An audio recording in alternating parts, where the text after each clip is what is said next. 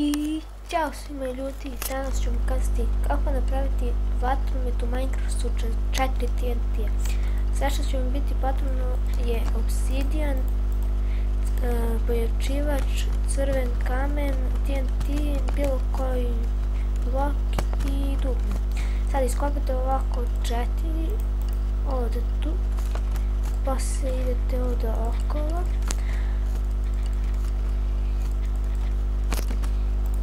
Postavljate ovako.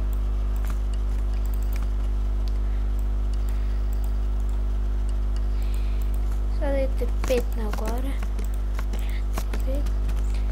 Svugdje postavljate, tako neću da stopiram. Evo, to smo napravili. Sada postavljate pojačivače ovdje. Uvijek na sredinu morate, tu.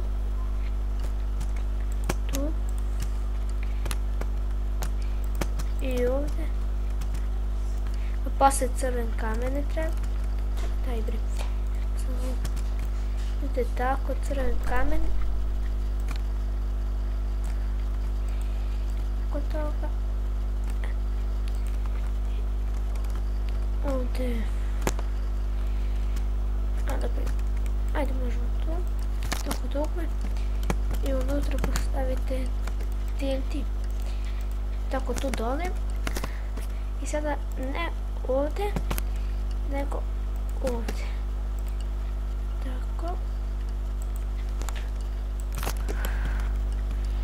Evo sada, čekaj, samo da me snimam ali se vidi u mraku.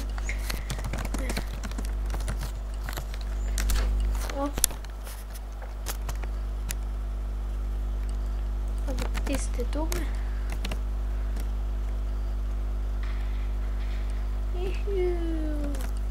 Evo još jedno da vidite. Daj poleti bre. Evo to.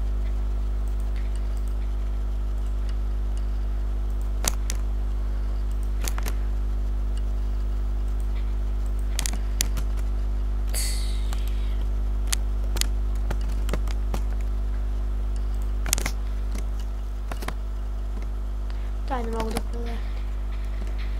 Eto ljudi, to bi bilo to za ovaj video, nadam se da vam se svidjelo. Hvala što ste gledali, lajkite, subscribe-ite, šerujte video i ćao!